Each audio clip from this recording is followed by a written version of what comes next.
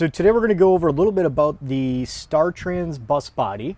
What we have here today is one of our vehicles that we have in stock.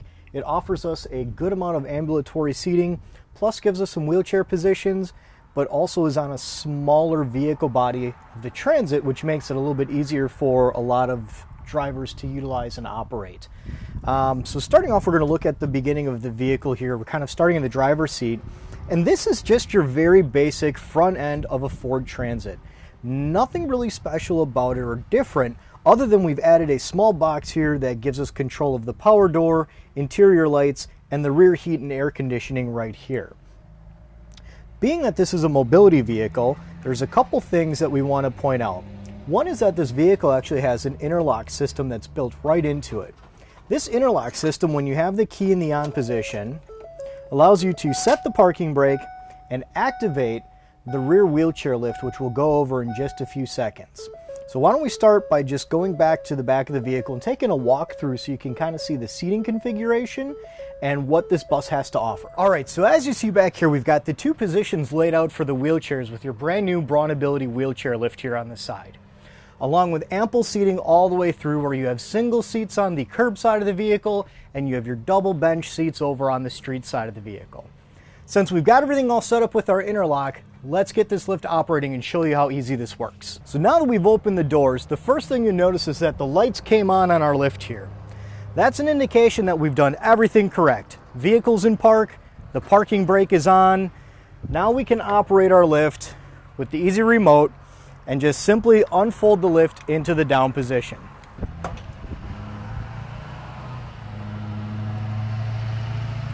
These lifts are gravity down, so there's no real effort that it takes. It'll just come down slowly under its own weight. There's nothing you need to do to help force it. Once you have your vehicle on the ground, we'll go over some of the safety features of this lift. First off, I'll point out the seatbelt right here. This is a standard safety feature that we have for our commercial vehicles that allows the occupants when on here to have that additional level of safety. Also, what you'll notice here on the front of the lift is as the lift hits the ground, there's a front barrier activation. This front barrier activation stops the lift if it doesn't come in lock in place to help prevent somebody from being able to roll off of this wheelchair platform. As it comes up, this barrier is going to automatically click into place and lock to give you that additional safety. If for any reason as the occupant comes down, if this barrier doesn't go up within about 2 seconds of lifting, it's going to stop and make sure that you can't go any higher with that occupant. Once it sees it closed, you can continue your normal operation and get your occupant into the vehicle. We'll go over that next here and kind of talk about how to secure a wheelchair properly. A little bit easier viewpoint is from the back of the vehicle here. Having this back door gives your drivers and gives your other employees great access for getting these rear straps put into place and properly securing somebody. Now remember to always follow Q-Strain's guidelines when you're securing somebody in their wheelchair. The rear restraints are always going to be a little bit more closer together and more of a straight on, and the fronts are going to be wider and be a little bit more angled.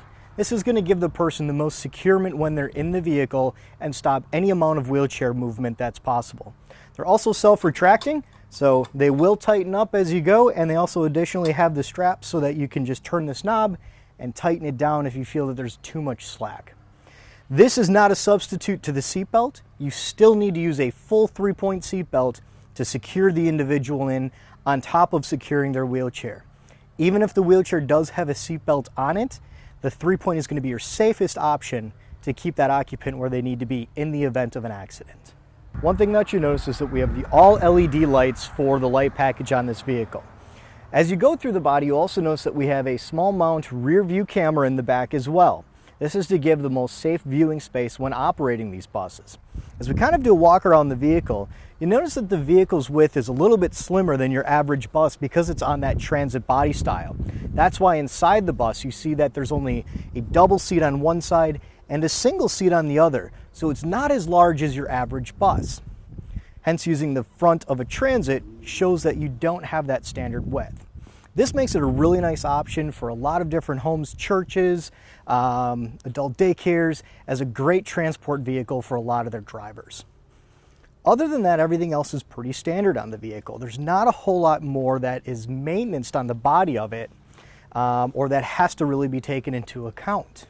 Another nice thing that we utilize is the Roscoe backup camera. So when you have the vehicle in reverse, it integrates a large screen here for you to have a nice view behind the bus. This makes for a safe operation for your drivers. Another thing about the buses is we ensure that they're going to meet all of the ADA regulations, and they all have safety backups and emergency exits as needed for anything within this bus. We include things like the priority seating signs that are required by ADA. We also have the emergency exit windows that are integrated right into the normal seating that are labeled, along with the LED runners and grab handles that are all required as part of ADA as well. This is going to make sure that you're compliant with any regulations that are needed. We also have the priority seating signs for the wheelchairs, as well as then that also goes and aligns with the seat belts that we were talking about earlier that are integrated into the wall for you. And then we also have the restraint bags right on the side here, so that when these aren't in use, they can be put away and not a tripping hazard for anybody that would be utilizing them. Also, for your backup systems, the lift here has a backup system as well. Right on the side of the lift here, it's actually an integrated hand pump. Works just like a car jack.